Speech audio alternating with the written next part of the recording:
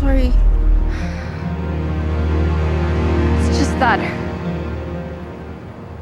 I can't walk out, Maxine.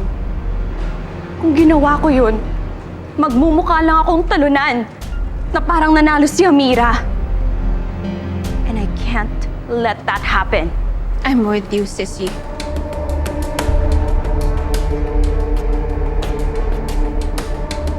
Hello, healthy people! Ready na ba kayo para sa ating major sponsor and guest speaker ngayong araw?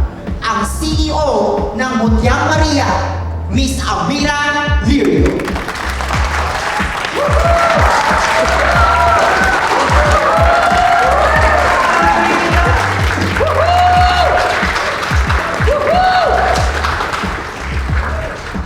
Maraming salamat po. Alam niyo, napakasaya ko dahil nagkaroon ako ng opportunity na makasama ang ilang nasa wellness industry.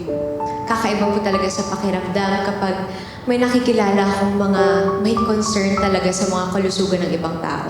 Hindi yung pera lang yung iniisip nila. At hindi na iniisip yung ibang tao na papahamak nila.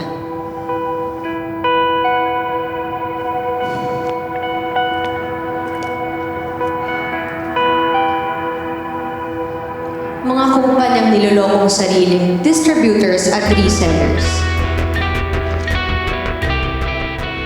At ang mga kumpanyang walang pakialam sa mga tao sa paligid ng planta nila kahit namamatay na sila. Patayin niyo nga yung screen na yan! Kung ayaw ninyo na magkademandahan tayo! Hindi naman ako magsasalita dito kapag wala akong ebidensya. Kung gusto niyo ng katunayan, eto.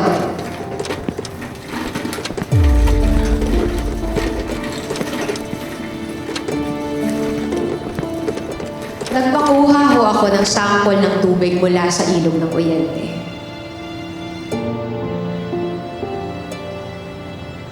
Ganito kadami ang nakontamina ng planta ng Nexcelsium kada minuto. Tignan nyo naman. Napakadumi, di ba?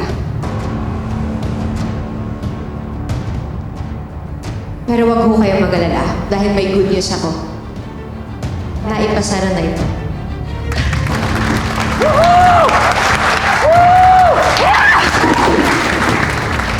Sumusobra ka na talaga, Amira! Tigilan mo na yung paninira sa amin, ha? Ikaw ang tumigil!